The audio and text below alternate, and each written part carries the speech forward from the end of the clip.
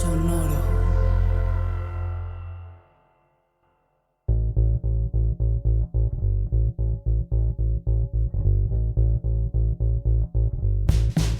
V de Venganza, 20 años de revolución.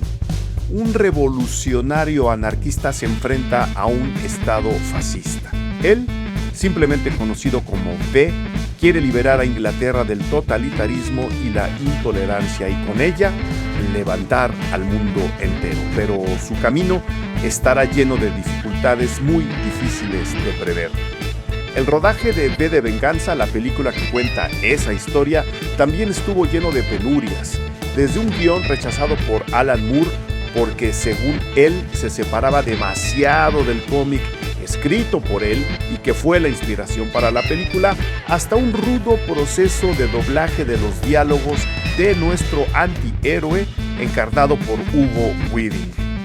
Ligada a Matrix en más de un sentido, muy aplaudida en su estreno, revisada con devoción por hordas de fans, V de Venganza cumple 20 años y para celebrarlo es que hacemos este episodio del podcast Cine Garage. El invitado no podía ser otro que Cha, que además de integrante de Fobia y Gran Sur, es especialista y conocedor del mundo del cómic y fan de V de Venganza. Una historia explosiva, como un Judas gordo de Semana Santa. De eso trata este episodio. Yo soy Eric Estrada, esto es Cine Garage, aquí cabe todo el cine. Mi queridísimo Cha, qué emoción me da que te emociones con una película. Bienvenido a los micrófonos Cine Garage. Eric, qué gusto estar una vez aquí contigo y con toda la banda de Cine Garage. La verdad, me siento muy honrado que ya me has invitado más de una vez. Muchas más de una vez, fuiste al estudio cuando empezamos, Sí. Hemos hecho muchas cosas y la gente te lo agradece mucho. Es que aquí nos gusta y justo por eso en este momento les invito a que se suscriban al podcast Cine Garage, a que le den ahí abajo al botón de suscripción y al icono de la campana. Aquí queremos que todo mundo pueda hablar de cine porque todo mundo vemos cine y todo mundo sabemos hablar de cine. Entonces, aunque la gente diga, es que ese no es especialista, pues bueno, un punto de vista habrá y el cine nos da la oportunidad de hablar justo de cosas que nos interesan, que nos divierten, que nos abruman, que nos importan y pues bueno, tú eres uno de los mejores ejemplos y muchas gracias por haber aceptado todas y cada una de las veces que te he traído al podcast Cine Garage. Yo feliz, Eric. Muchas gracias a ti. Y ahora, yo lo decía hace ratito, me gusta que te emocionen las películas. Vamos a hablar de V de Venganza. ¿Tú te habías dado cuenta que cumple 20 años? No, hasta ahora. Hasta ahora, que la van a pasar en salas otra vez en noviembre, Sí. ¿no? El 5 de noviembre, sí. obviamente. Sí, ¿qué tal? Y qué vigente está, ¿eh? Qué cosa. ¿Por dónde quieres empezar? Híjole, pues mira, me gustaría empezar por Alan Moore, porque ya no me acordaba tampoco que al final no está su nombre, ¿no? Está el nombre del ilustrador, del dibujante, con el que él hizo el cómic, pero él no está ahí, porque ya había tenido como varias malas experiencias con From Hell, ¿no? Ya tuvo una experiencia horrible con la Liga de los Caballeros Extraordinarios, que es un conceptazo y que ahí sí la película quedó mucho a Nomás deber y lo no. entiendo, Entiendo, digo, no, sí, con razón. Para entrar al tema y luego para explicar por qué no está el nombre de Alan Moore ahí, tú que eres el especialista justo en ese mundo, dinos, explícale a la gente, especialmente a los más jóvenes, quién es Alan Moore y ahorita les decimos por qué no está su nombre en la película, porque el cómic en el que se basa, esta es una adaptación de una novela gráfica, viene de ahí. ¿Quién es Alan Moore? Alan Moore es uno de los grandes creadores de cómic y es inglés. Curiosamente es un inglés que le fue muy bien en Estados Unidos, ¿no? Y eso le pasó a varios, le pasó también a Neil Gaiman, por ejemplo. Yo creo que ellos dos son como los ingleses que mejor les ha ido en Estados Unidos. Neil Gaiman, pues recientemente pues tuvo problemas, ya sabes, y se tuvo que suspender Sandman. Pero vaya, hemos visto muchas adaptaciones de sus libros, de sus cómics que se llaman Sandman, American Gods, etcétera, etcétera. Y por otro lado está el gran Alan Moore, que desde que lo ves dices, no, algo trae, ¿no? O sea, tiene el pelo largo, la barba. Y de hecho, él sí estudia ocultismo, sí estudia magia, tiene discos grabados acerca de estos temas. Y pues lleva muchos años trabajando en la industria del cómic. Él prefiere el término cómic a novela gráfica. para él son cómics, ¿no? Y él empezó a trabajar en una revista a finales de los 70, principios de los años 80, que se llamaba Warrior, en blanco y negro. Y de ahí empezaron a salir como varias de sus historias, como decíamos ahorita, From Hell, La Liga de los Caballeros Extraordinarios, el mismo V for Vendetta, que si algún día escribo mi biografía, quiero que se llame V de Bandota. V de bandota. V de Bandotas. Muy bien. Pero bueno, también sabemos que escribió Watchmen, y que Watchmen, curiosamente, no sé si ya lo has platicado con alguien más o si quieres un día nos echamos un programa de esto, venía tan mal viajado que dijo, güey, voy a hacer un cómic que no se pueda filmar. O sea, ya estoy harto de estos güeyes. Veía también las adaptaciones que hacían de las novelas de sus amigos, de sus compañeros. Decía, no, güey, no, ya. Había tratado incluso con V de Vendetta, pero en Watchmen sí dijo, no quiero que se pueda filmar. Entonces, quien haya visto la película, pues sabe que estamos hablando principalmente del único superhéroe en el mundo que es Doctor Manhattan, que puede viajar, no viajar en el tiempo, sino que él está viendo simultáneamente todo el tiempo, no es una cuestión lineal, sino que está pasando al mismo tiempo el futuro, el pasado, el presente, y el cómic justamente es eso, coincide el panel de la primera página con el panel de la última página. Hay historias dentro de las historias, hay una historia de piratas, por ejemplo, que no se usa en la película, pero que es muy importante en el cómic, etcétera, etcétera. Entonces Alan Moore, por eso no está su nombre al final de V de Vendetta, porque dijo, no, güey, no la quiero ni ver, no quiero que me den ni un peñique de lo que genera la película. Sí. Háganse bolas, digan lo que quieran, que es una adaptación, etcétera, etcétera. No, para mí es un cómic y lo tendrán que haber dejado como era, un cómic nada más.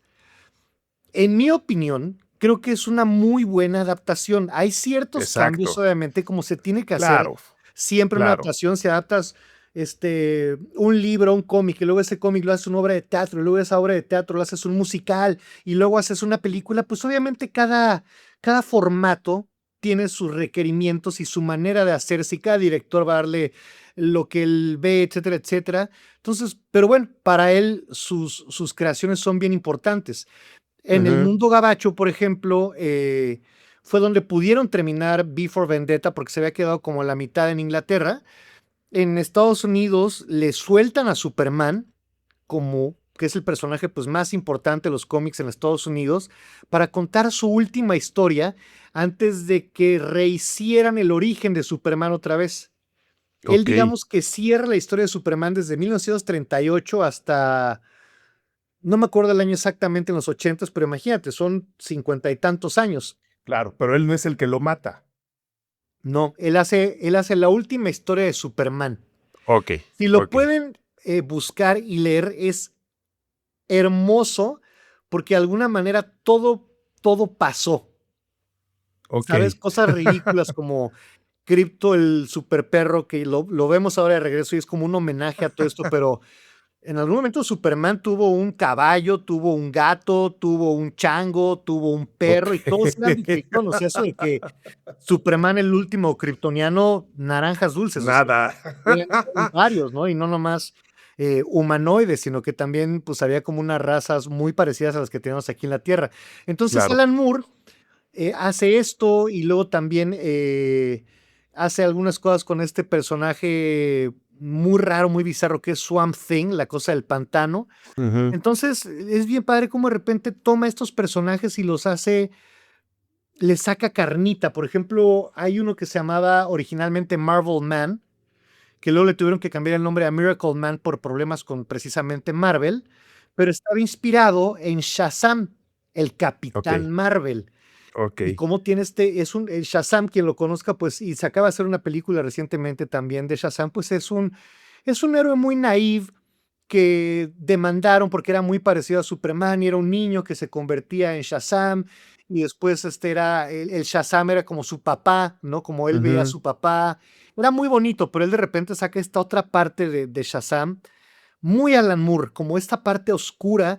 Y me gusta que pues todo esto está desarrollado en los años 80, ¿no? Cuando pues también la cuestión política, en particular en Inglaterra, pues estaba muy caliente, ¿no? Entonces, A muy grandes rasgos, eso es un poquito la historia de Alan Moore, el creador de los cómics, y en el que se inspiraron para hacer esta gran película que es V de Vendetta.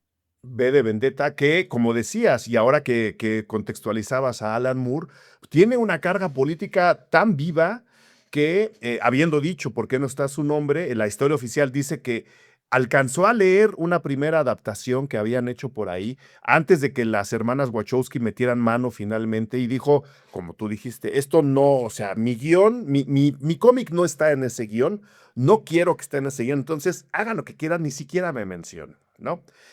Pero creo que, y ya nos dirás tú, del cómic a la película, sí estamos extrayendo la carga política de esta historia de un revolucionario, es un anarquista, ¿no? B es un anarquista que está peleando contra un estado fascista en Inglaterra, y nos cuenta la historia de esa revolución, luego cómo recluta a una chica de la que luego se enamora, ¿no? Y entre los dos van empujando esta revolución en contra de las grandes cúpulas empresariales y del Estado totalitario. La carga política es bien intensa, y creo que por ahí podríamos entrarle un poquito más a la película, porque en su momento el Estado que retrataba, cuando la película se estrena en el 2005-6, estaba retratando, decían muchos, está retratando el sistema político y económico de George Bush. Así están gobernando Estados Unidos. Sí, pues bueno, esa lectura se puede dar, evidentemente. Pero esa carga y esa historia y esa película está tan viva que el mismo Estado fascista totalitario que retratan en V de Vendetta, podríamos decir ahora, es el Estados Unidos de Donald Trump. Sí, es curioso porque en el cómic el personaje de V, que está a su vez inspirado en este revolucionario de los 1600 que es Guy Fawkes, es más anarquista que el personaje de la película. En la película es más como un, hey, vamos todos, ¿no? Sí, Y como allá un sí es así, líder nada más, ¿no? casi, si es necesario que me los eche a todos, me los echo a todos, ¿no? Porque también está esta cuestión de la guerra nuclear, que es un tema muy presente, al menos en Watchmen, y Ujú. también muy presente aquí en V de Vendetta, donde Estados Unidos, que creo que es Ted Kennedy en el cómic, el que es presidente, pues se va a la guerra con Rusia, y hay una guerra nuclear entre estas dos superpotencias, y por una razón de que no tenían armas o algo así, no me acuerdo muy bien, Inglaterra sale libre de todo esto. Eso es el cómic. En la película es otra cosa. Ahí vemos a un V como mucho más heroico, más superhéroe que lo que vemos en el cómic. Las frases son muy inspiradoras, incluso, ¿no? Cuando dice, la gente no tendría que tenerle miedo a sus gobiernos, sino al revés, ¿no? Los gobiernos tendrían que tenerle miedo a su gente. Y está Ujú. todo el tiempo usando estas frases shakespearianas y de revolución, eh, pero vaya, justamente es esta cuestión de este gobierno cristofascista, de este gobierno eh, radical, en contra de la homosexualidad, que incluso Inglaterra hasta hace muy pocos años todavía era ilegal la Sí, homosexualidad en la isla, sí, ¿no? sí, sí. Entonces, pues sí estamos como viendo muchas de estas cosas que se respetan. Sí está un poco más heroico, más hollywoodesca la Más cosa, hollywoodense, claro. pero es una gran adaptación. Digo, también sabemos que Alan Moore no es un personaje fácil y cuida mucho sus propiedades, pero creo que esta es una gran adaptación, ¿eh? Me voy a meter un poco también en otro libro que también se hizo serie, que es The Handmaid's Tale, Sí. ¿no? Que creo que es algo que se acaba de terminar hace un año, la última temporada o menos, donde la gente dice es que lo que está pasando en Estados Unidos es la formación de Gilead, Ujú. ¿no? Este estado fascista, cero tolerancia, etcétera, etcétera. Pero fíjate lo que había hecho Alan Moore, veintitantos años antes, ¿no? Qué interesante. Y es ahí donde yo le veo justo el rasgo de ciencia ficción a la película, porque, y creo que de ahí viene también la idea y el interés de que a la gente que le gusta y que escribe ciencia ficción se le cambie el nombre a ficción especulativa, porque muchos de estas teorías y de estas proyecciones sobre lo político y lo social, aunque tecnológicamente no tengan nada integrado, que sería el papel de la ciencia ficción tradicional, sí cumplen el papel de esa ciencia ficción tradicional, que es decir, te voy a ubicar en un tiempo indeterminado, muchas veces en el futuro, una representación de la realidad que estamos viviendo ahora, exagerada, para que veamos todos los errores que estamos cometiendo en el presente. Y creo que V de Venganza en muchos sentidos hace eso. De hecho, es un poco retrofuturista, lo cual también le da un toque de ciencia ficción. Sin meterse en el futuro, nos deja en un tiempo indeterminado y está retratando estados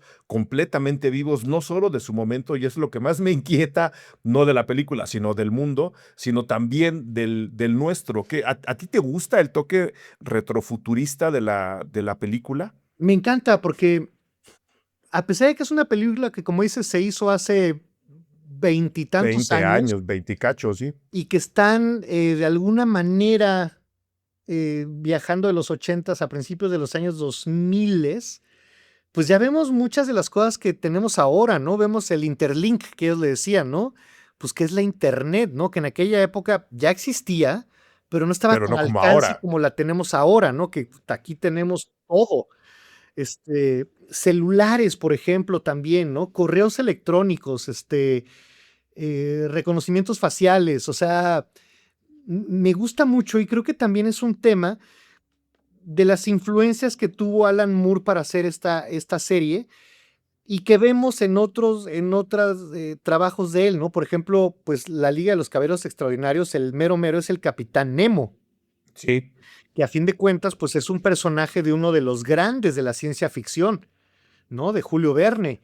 de 20,000 leguas de viaje submarino, sí. Viajes a la luna, o sea, cuántas cosas no estaba ya viendo él y que está retomando de alguna manera Alan Moore y que sí las cuestiones políticas pues siguen siendo, como decíamos al principio de esta plática, súper, súper vigentes, ¿no? Retrofuturistas y retropolíticos y ahí no estamos hablando de geopolítica, estamos hablando de geopolítica, ¿no? La geopolítica La contemporánea. geopolítica. Vengan a www.patreon.com/cinegarage y suscríbanse para formar parte ya de esta muy grande familia en donde ahí dentro y de manera exclusiva discutimos, debatimos alrededor del cine. Ahí van a encontrar, si se suscriben, todo el contenido que generamos solamente para ustedes. Críticas a los estrenos, tanto en cine como en televisión. No importa si son estrenos de ficción, de documental, hacemos entrevistas con la gente involucrada en esos proyectos, cubrimos festivales de cine, estamos por iniciar un nuevo cineclub solamente para nuestros suscriptores y ustedes pueden formar parte de todo eso. ¿Cómo? Suscribiéndose, eligiendo el nivel de suscripción que ustedes quieren, necesitan y practicarán en www.patreon.com/cinegarage, como ya lo hicieron Jessica Colín, Berenice Cedillo, Azucena Citlalijazo, Abril Galindo, Mónica Martínez, Josefa, Olga Mateos Zainos, Rosalinda Ortiz, Katy, Tania Ortiz. Mil gracias a ellas, mil gracias a toda la gente que ya está suscrita en nuestro perfil Patreon. Nosotros con esa suscripción podemos seguir haciendo este podcast Cine Garage para todo el mundo. Nos escuchan en más de 40 países. Utilicen si quieren la prueba gratuita, quédense después con nosotros para agrandar la familia Cine Garage. Mil gracias a todos y a todas de los que ya están ahí. www.patreon.com/cinegarage. Entrando más al tema todavía más al tema de la película, y más allá de las diferencias que ya lo dejamos claro, a veces se respetan unas cosas, a veces se tienen que eliminar. Es bien importante que subrayemos el trabajo de las hermanas Wachowski. Creo que en ese momento todavía no eran Ahí las todavía hermanas, eran los hermanos, sí. estaban en proceso Ujú. de transición, Sí, lo cual le da una nueva dimensión a totalmente. la película y al trabajo, porque el estado que ellas están representando a través del guión también está en contra de la homosexualidad y en consecuencia también en contra de las personas trans, como lo está ahora el gobierno de Estados Unidos, ¿no? Y creo que este impulso que les había dado a ellas Matrix, porque Ajá. prácticamente todo, si uno compara los créditos de las dos películas de Matrix y de V de Vendetta, son prácticamente las mismas personas, es prácticamente el mismo equipo el que construyó Matrix que el que está haciendo V de Vendetta. Y viajándonos un poquito, a final de cuentas están contando una historia bien parecida, Cha. ¿Tú lo habías pensado? Sí lo pensé, y son como estas diferentes distopias a las que podríamos llegar, ¿no? ¿Cuánta gente ahorita, por ejemplo, no está Yo con creo que ya llegamos, pero me encanta tu optimismo. no, me refiero, por ejemplo, a vivir en una simulación, Ok, ¿no? Que a fin de cuentas, Matrix, pues trata de eso, ¿no? De vivir en una simulación y cómo las máquinas están alimentándose a los seres humanos para poder alimentarnos esta realidad y esta simulación, ¿no? En Matrix, por ejemplo, hablando un poco de lo que tú dices, pues los malos eran los agentes, ¿no? Y ujú. ahorita, pues los agentes están por todos lados y son los malos, ¿no? Y en vez de Vendetta hay una policía secreta también, Que ¿no? además son los soplones, ¿no? Los como Sí, apuntadores o los dedos, les dicen.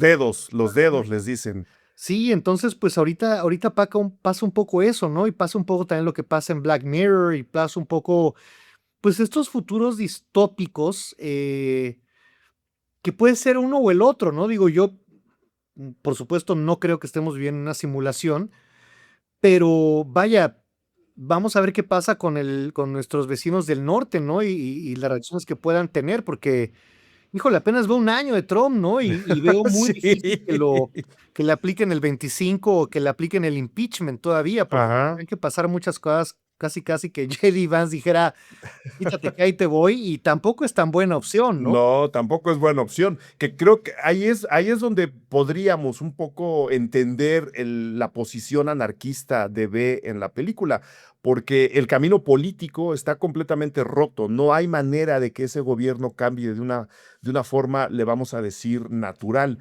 Él decide enfrentarse directamente con todos ellos, retomar el espíritu de viejos revolucionarios y romper ese estado. Y planteando la película, así todo el mundo dirá, claro, sí, es una película de macanazos, sí, es una película de bombardeos, sí, es una película de trancados por todos lados, y creo que es mucho más allá, Cha. Tú, como conocedor de las dos cosas, tanto del cómic como de la película, ¿qué es lo que más te emociona qué es lo que más te emocionó ahora que la revisaste? Porque de verdad te sentí muy contento antes de abrir los Sí, micrófonos. pues mira, lo que decía Alan Moore era, yo no quiero decirles qué pensar, yo quiero que piensen y que ustedes tengan esa opinión, pero también recordemos que estamos hablando de algo que se escribió hace 40 años, ¿no? Cuando no te estaban diciendo por aquí, que te está escuchando y te está como mandando lo que tienes que pensar y lo que tienes que decir y cómo tienes que entrar en esta cámara de eco y estar con gente que piense lo mismo y estarse retroalimentando todo el tiempo, ¿no? Yo creo que lo importante de este tipo de películas y de héroes o incluso antihéroes como Vi es esa primera escena donde hermosísima, además, Evie, Natalie Portman, Ujú. aparece en no me acuerdo ahorita cómo se llama el lugar, el Shadow Gallery, creo que se llama. Bueno, no importa, pero es la casa de Vi, ¿no? Y es como un templo al conocimiento, porque cuando abre los ojos, lo primero que ve son montañas de libros, ¿no? A pesar de que, como decíamos, ya teníamos un proto-internet, bueno, un internet diferente al que tenemos ahora, etcétera, etcétera, pero es el conocimiento de los libros, ¿no? No leen Kindle. Claro, y hace rato hablábamos de Julio Verne, pues que quién se iba a imaginar que efectivamente íbamos a llegar a la luna, porque sí llegamos, Ujú. Sí llegamos, sí llegamos. porque sí hemos podido estar a 20,000 leguas de viaje submarino, o sea, muchas de las cosas que estaban en esos libros sí que eran ficción basada en la Imposibles. ciencia, Ujú. ya pasó.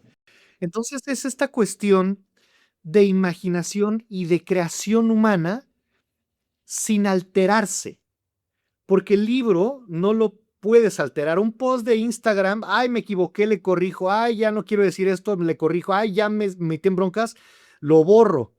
Y dicen, siempre hay un tweet, o siempre está eso, pero siempre hay un libro, ¿no? Donde está ese conocimiento y donde está como toda esta cuestión humana.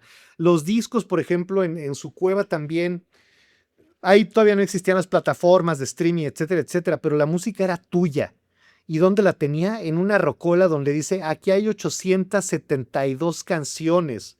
Ajá. ¿no? Y vemos obras de arte muy famosas, muy reconocidas, que a fin de cuentas él se ha ido robando de este nuevo gobierno, que es lo mismo que hacían los nazis, ¿no? Por ejemplo, que se creaban museos en todos los lugares que iban, por decirlo de alguna manera, conquistando y lo iban guardando.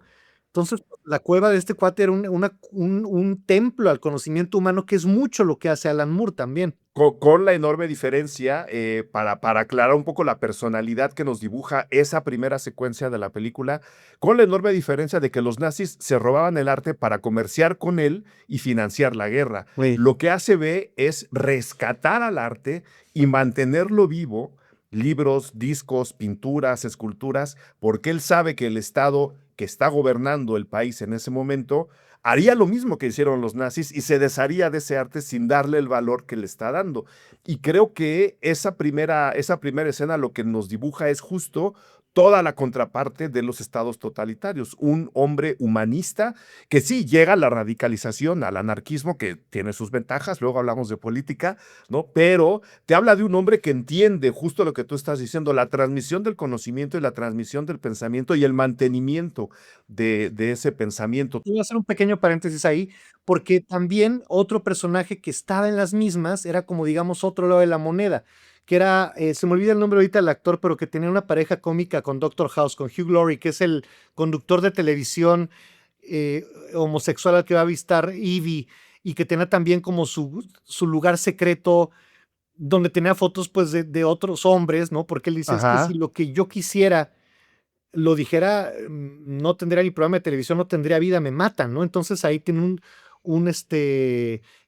Biblias, tiene El Torah, la Torah. la Torá, exactamente. Entonces, es como el otro lado de los medios de comunicación, pero que él realmente no puede decir lo que quiere hasta ese último capítulo de su programa donde pone en ridículo al gobierno totalitario fascista. ¿Qué pasa? Pues que lo desaparecen y lo matan, ¿no? Claro. Fíjate cómo los dos estaban en las mismas. ¿Es una película violenta, Cha? ¿Tú cómo la verías? Sí, sí, no. Es mucho más violenta la historieta, pero creo que aquí la violencia juega un papel importante. Y fíjate, regresando un poco a una pregunta que me hiciste hace ratito, del anarquismo, ¿no? Cuando de repente, y bueno, ya es una película que se le hace muchos años, si no la han visto, ya ni modo, ahí les van los spoilers. Aquí no existe el estropeo, ya lo Me saben. encanta que no haya estropeo, porque soy el amo del estropeo a veces. Pero, pues de repente cuando él logra en la película que todo el mundo use estas máscaras de Guy Fawkes y que el ejército no sabe qué hacer porque no tiene órdenes. Ujú. ¿Y de quién no tiene órdenes? De los de arriba, ¿no? Ni del que estaba antes, ni del que está debajo de él, porque los dos ya están muertos. Te deja esa pregunta también, ¿no? ¿Qué va a pasar ahora? Porque Estados Unidos, pues sabemos que está reconstruyéndose, Rusia igual. Entonces es esta isla donde qué va a pasar el anarquismo, porque hay dos corrientes de pensamiento también, que es algo que a mí me llama mucho la atención, ¿no? De otra serie también, Lost, otra isla, Sí, y el sí. personaje John Locke, que está inspirado en pues gran pensador que decía que el anarquismo, a fin de cuentas, pues es porque los seres humanos somos sociables por naturaleza. Entonces, que el anarquismo podría ser una manera de llevar las cosas porque podríamos llegar a un acuerdo, Ujú. pero hacemos estos gobiernos para que los acuerdos sean más fáciles. Se ve que no leyó El Señor de las Moscas.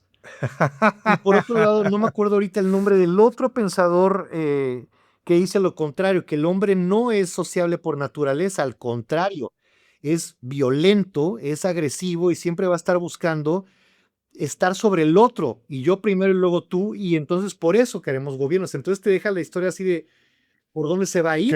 ¿Qué vamos a hacer? ¿Para dónde vamos a caminar? Que es un poco el dilema que plantea Exterminio y ahora Templo de Huesos, que ahí están los podcasts que hicimos con Edna Campos, que un poco es eso, hablando de la situación de la isla y del aislamiento, están los dos polos, un poco el V de Templo de Huesos, que tiene ahí sus discos de Iron Maiden y tiene ahí sus discos de Duran Duran y los pone y tiene sus libros, y la otra pandilla de ultraviolentos que tienen que pasar sobre todo mundo. Yo diría que armemos un cineclub con las películas que acabamos de mencionar, Sí, claro. habiendo dicho que es una película violenta, principalmente por la situación que presenta, es un estado muy, muy opresor.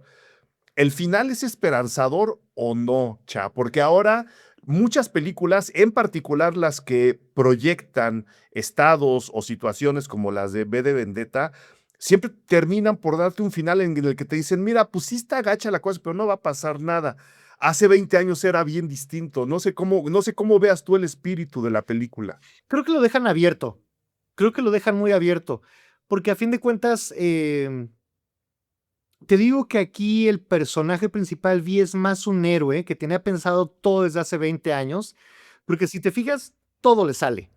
Sí, ¿No? Es como muy Hollywood ese tipo de cosas, al muchacho, todo ¿no? está planeado. Y llevo planeando esto desde hace 21 años y sabía, a pesar de que él iba a perder la vida, que ella iba a volar el parlamento, ¿no?